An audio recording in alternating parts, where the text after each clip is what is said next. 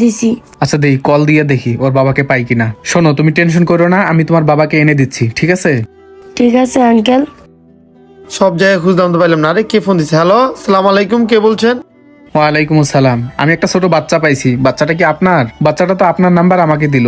হ্যাঁ ভাইয়া, ওটা আমার সন্তান, ও হারাই গেছে আমার কাছ থেকে। আচ্ছা, এটা কোথায় বলেন তো ভাইয়া? আর আমি পার্কের গেটের সামনে আছি, আপনাকে কোথায় পাবো বলেন? হ্যাঁ ভাই, আমি তো জীবন চৌধুরীর বাড়ির পার্কের বড় গেটের সামনে। এখানে আপনি একটু তাড়াতাড়ি আসেন।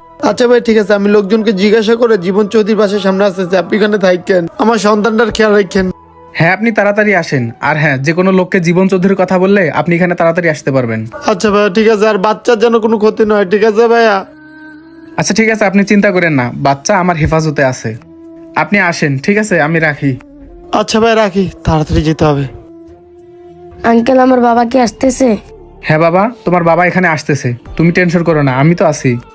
কি ব্যাপার? এদিকে তো বললো